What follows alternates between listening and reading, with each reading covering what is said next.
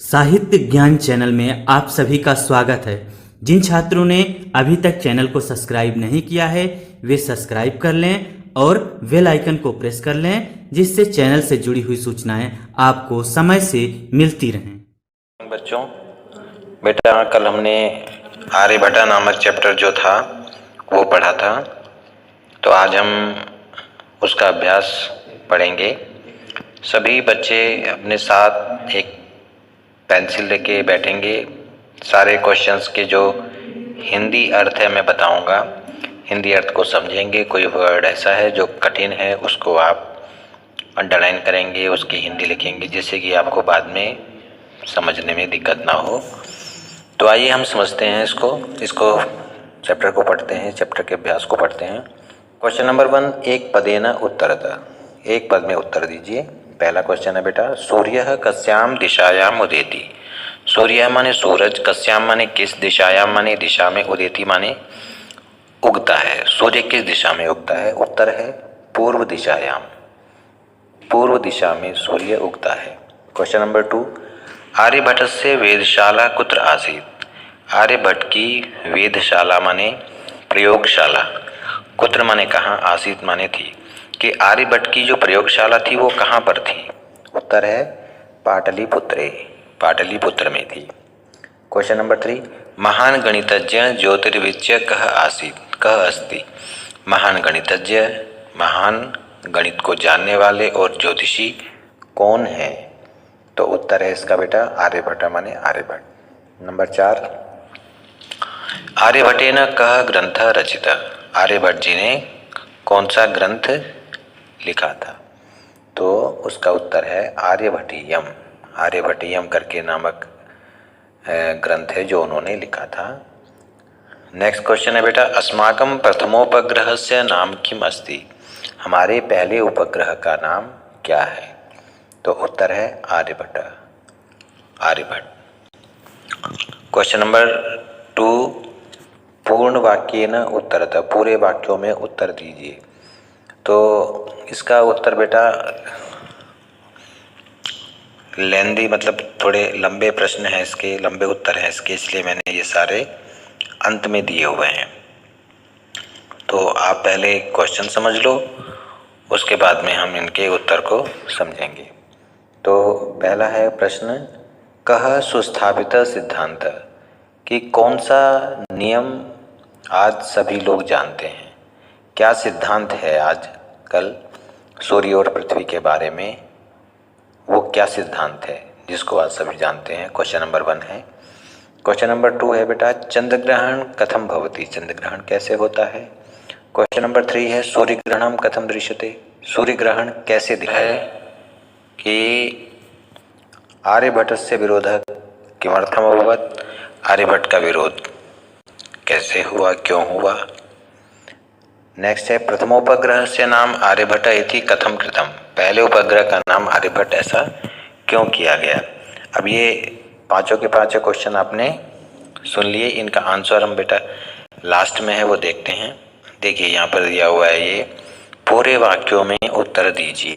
यह है पहले वाला, सूर्य अचला पृथ्वी च चला इति सुस्थापित सिद्धांत। पहला क्वेश्चन हमने देखा था जिसमें लिखा था कि क्या कौन सा सिद्धांत है पृथ्वी और सूर्य के बारे में। तो वो सिद्धांत है ये कि सूर्य जो है वो एक जगह रुका हुआ है और पृथ्वी क्या है, वो चलायमान है, वो घूमती रहती है। ये सिद्धांत आज सभी के सामने स्थापित हो चुका है। नंबर 2 है कि चंद्र ग्रहण कैसे होता है।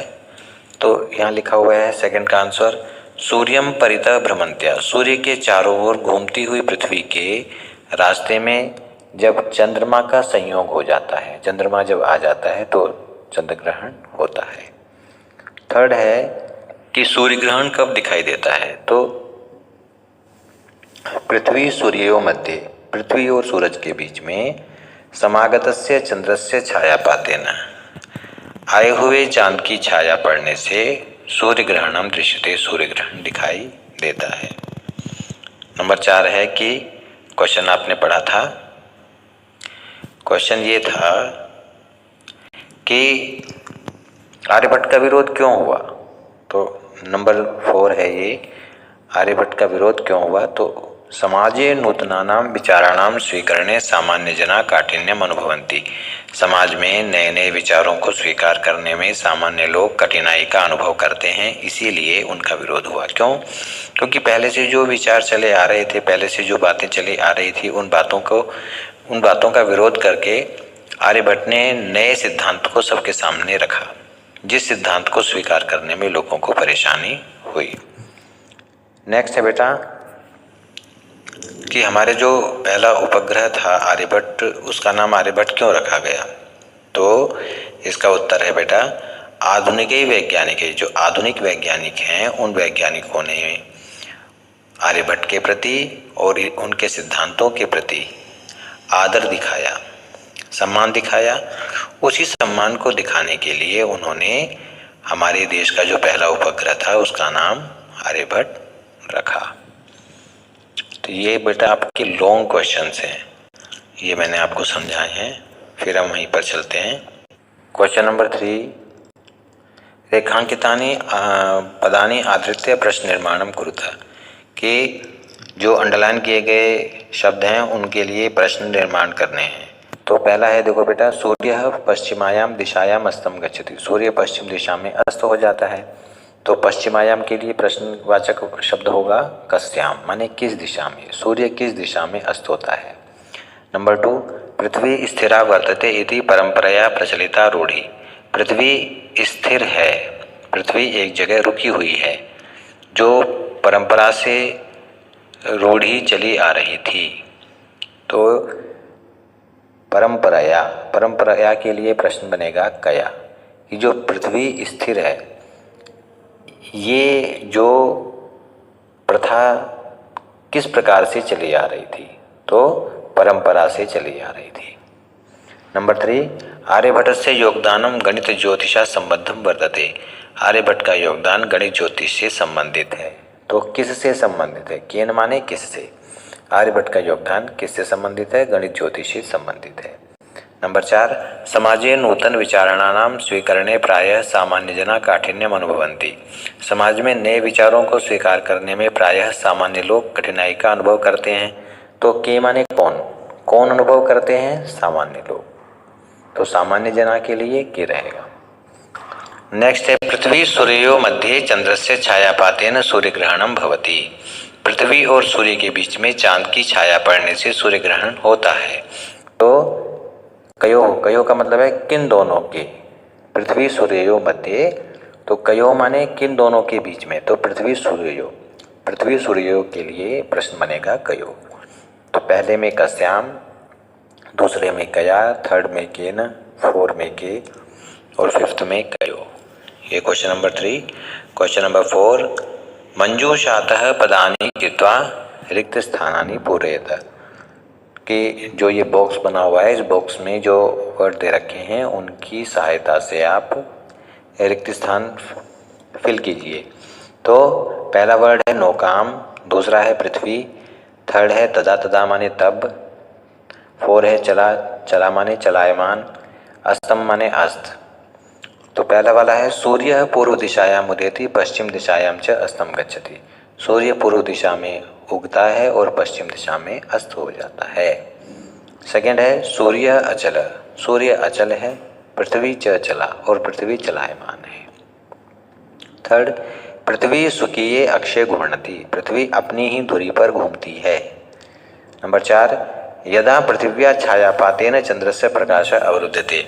जब पृथ्वी की छाया पड़ने से चांद का प्रकाश रुक जाता है, तदा माने तब चंद्र ग्रहणम भवति, तब चंद्र ग्रहण होता है। लास्ट है नौकायाम उपविष्टः मानवः नौकाम स्थिराम अनुभवति। नौका में बैठा हुआ मानव नौका को स्थिर महसूस करता है, नौका को रुका हुआ महसूस करता है। नंबर 5 में संधि विच्छेद करनी बेटा। ग्रंथोयम ग्रंथः अयम, ग्रंथोयम ग्रंथः अयम। सूर्याचलः, सूर्य अचल। ध्यान रखना, यह सूर्य में विसर्ग नहीं है, विसर्ग नहीं होगा।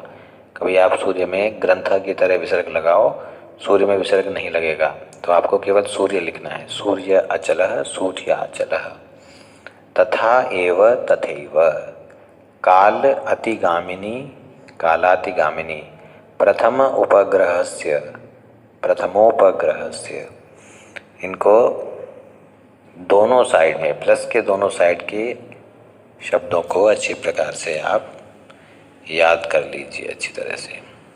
नेक्स्ट है बेटा, अधोलिखित पदानाम विपरीतार्थक पदानि लिखत। नीचे लिखे गए जो शब्द हैं उनका आपको विपरीतार्थक शब्द लिखने हैं।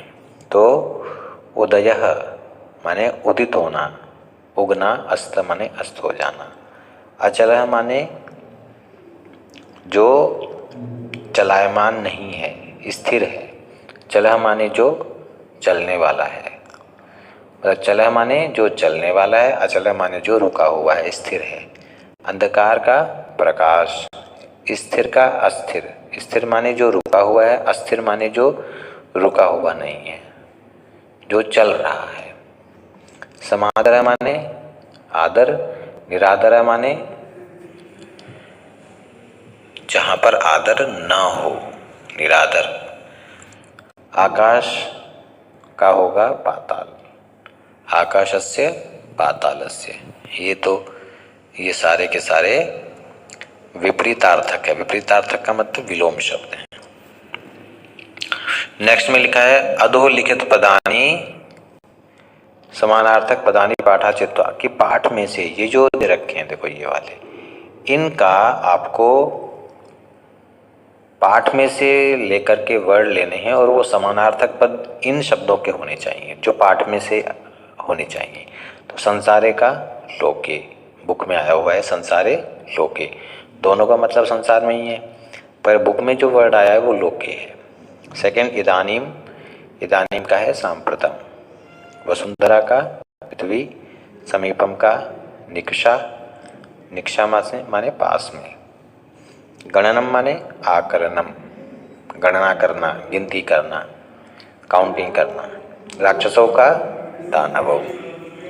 अधोलिखित पदानि आधृत्य वाक्यानि रचयत, नीचे लिखे जो शब्द हैं उन शब्दों के आधार पर हमें वाक्य बनाने हैं। जैसे सांप्रतम है, सांप्रतम माने इस समय, सांप्रतम छात्राः कक्षायां पठन्ति, इस समय छात्र कक्षा में पढ़ रहे हैं, तो सांप्रतम माने इस समय।